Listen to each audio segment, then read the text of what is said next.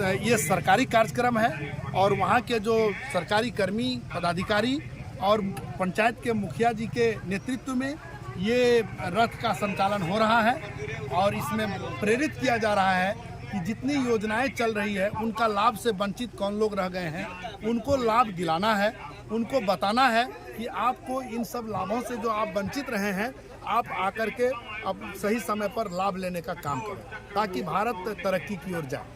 अच्छा, बहुत सारा आपके जो है इस रथ यात्रा में लाभ का जो टेबल लगना था वो नहीं लग पाया है, देखने में जा रहा है और एक भी अभी आवेदन नहीं प्राप्त हुआ और ना ही जो है इस यात्रा में किसी का ऑनलाइन हुआ, इसमें क्या कहेंगे? देखिए, ये थोड़ी सी व्यवस्था में हम लोग कह सकते हैं क्योंकि भारत सरकार और बिहार सरकार की जोड़ी नहीं है, अलग अलग जोड़ी है, तो इसका भी कुछ प्रॉब्लम लग रहा है। और फिर बगल में उत्तर प्रदेश में जो ये कार्यक्रम चल रहा है वहाँ सारी टेबलें लगी हुई रहती हैं और ऑनलाइन ऑन द स्पॉट भी कुछ होता है, इसलिए कि उसको प्रेरित करना है। और यहाँ भी देखने के लिए आया है, कुछ न कुछ हो ही रहा है, पूर्ण रूप से न सही, लेकिन चिकित्सा विभाग आए हुए हैं, स्वच्छता विभाग आए हुए हैं, पंचायती राज विभाग आए हुए हैं, बैंक विभाग आए हुए हैं और इस तरह से कई विभाग तो आए हैं। आपूर्ति विभाग के एमओ साहब को भी हमने देखा, वो भी आए हुए हैं। इस तरह से तो पदाधिकारी आए हुए हैं और कुछ जो कमी है उसके लिए हम लोग आगे पदाधिकारी से बात भी करेंगे ताकि टेबल और लगे और ताकि जनताओं को, नागरिकों को, लाभुकों को जो चल रही योजनाएं हैं उनका लाभ डायरेक्ट प्राप्त हो सके। मैं राकेश विश्वास जिला के भारतीय जनता पार्टी के महामंत्री हूं और इस ब्लॉक में मैं पूर्व मुखिया शंकरपुर का रह चुका हूँ। संकल्प इस रथ यात्रा के माध्यम से और लोगों को क्या लाभ इससे फायदा होगा? हमारे देश के माननीय प्रधानमंत्री नरेंद्र मोदी के द्वारा अनेकों योजना दिया गया, लेकिन बहुत ऐसे है जनादेश में जानकारी नहीं है। उस जानकारी और जागरूकता दिलाने के लिए जो है विभाग के माध्यम से यह चीज़ का जो है कार्यक्रम रखा गया, जो कि जानकारी प्राप्त हो और प्राप्त के तहत में है विभाग के माध्यम से हो, जनप्रतिनिधियों का जो है सहयोग से इसका जो है कार्य सुलभ हो, आगे बढ़े। यही परिचय दीजिए। परिचय, मेरा नाम जयकृष्ण सिंह, मैं वर्तमान मुखिया हरिरा। सबसे पहले रथ यात्रा जो निकली है और ये पूरे प्रखंड क्षेत्र में भ्रमण करेगी, लेकिन है कि प्रखंड क्षेत्र में जितने भी सड़कें हैं वो बिल्कुल जो ग्रामीण सड़कें हैं वो खराब है और सड़क की स्थिति इतनी बदतर है कि लोग बाइक से भी जाते हैं तो कहीं ना कहीं दुर्घटनाग्रस्त हो जाता है। और एक शिकायत है, जो भी योजनाएं चलती है उस योजनाओं का सही तरीके से जांच नहीं हो पाता, जिसके कारण से ये 2 साल के अंदर में टूट जाता है। इस पर क्या कहेंगे आप? जो भी शिकायतें हैं उसके लिए सभी पोर्टल भी बना हुआ है, आप ऑनलाइन भी कर सकते हैं या कार्यालय में भी दे सकते हैं। और जहाँ भी सड़कें टूटी हुई है, ये बाढ़ग्रस्त क्षेत्र है, इसलिए हो सकता है कि कहीं टूट गई होगी सड़क, लेकिन उन पे भी पुनर्निर्माण का कार्य किया जा रहा है जैसे आ रहा है सरकार का। चल रहा है कि इस बार फिर मोदी जी जो है 24 में आएंगे।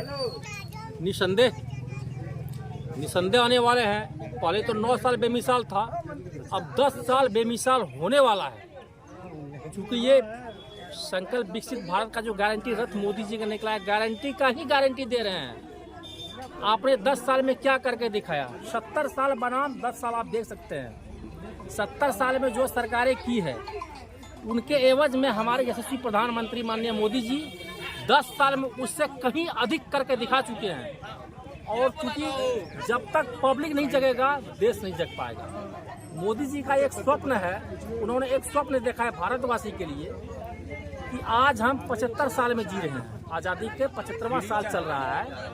1947 में हमारा देश आज़ाद हुआ था और 2047 यानी जिस दिन हम लोग स्वर्ण काल में पहुंच जाएंगे, 100 साल हो जाएगा आज़ादी का, उसमें जो भी प्रधानमंत्री हमारे देश के रहेंगे, जब लाल किले पर झंडा फहराएंगे तो भारत पूरा विश्व में नंबर 1 पायदान पे होना चाहिए।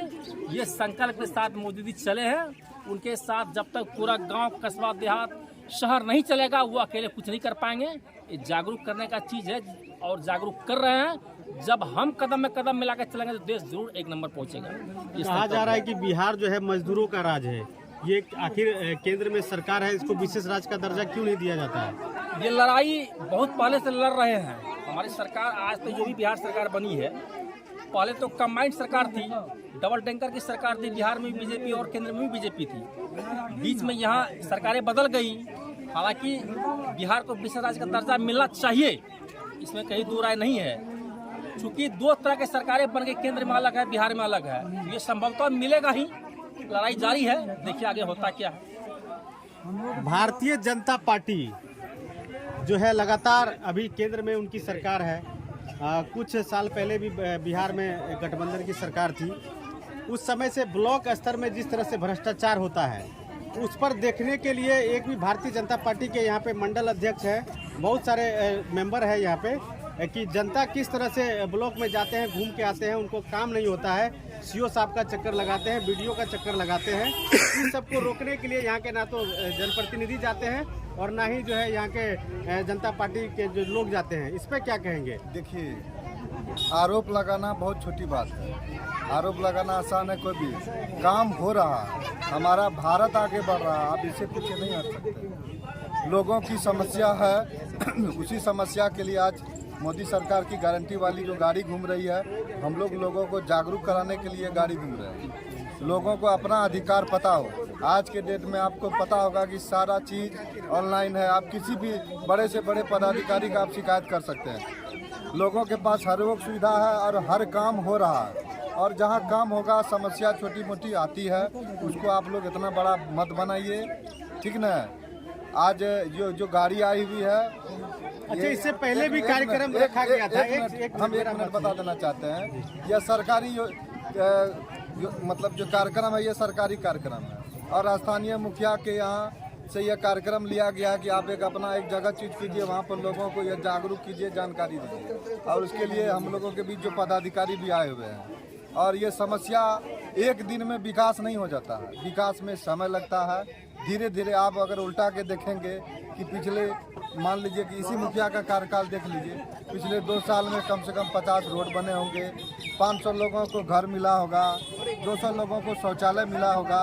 देखिए, भगवान नेता या जो है पदाधिकारी या सरकार भगवान नहीं है, कैसे आशीर्वाद देगा तथा अस्तु करेगा, एकदम इंद्रप्रस्थ बन जाएगा। अच्छा, जन संवाद कार्यक्रम रखा गया था पूरे जिला में और सभी पंचायत में लगभग हुआ है जन संवाद कार्यक्रम, लेकिन जन संवाद कार्यक्रम से कोई फायदा नजर नहीं आया, पब्लिक जागरूक नहीं हो पा रहा है।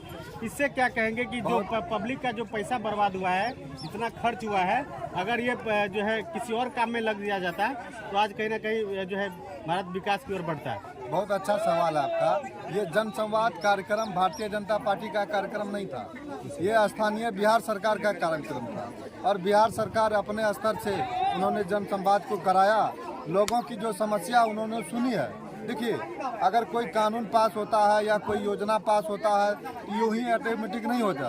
इन्हीं जन संवाद में जनता की समस्याओं को सुनते हुए और सरकार, जो बिहार सरकार हो या केंद्र सरकार हो, जो कोई प्रस्ताव लाती है तो वो इन्हीं जन संवाद में लोगों की समस्या, उसका समाधान कैसे हो, इन्हीं जन संवाद में जितने शिकायत गए होंगे उनके बाद वहाँ से एक योजना लागू होती है। बहुत सारी देखते हैं, अब शिक्षक बहाली को ही देख लीजिए।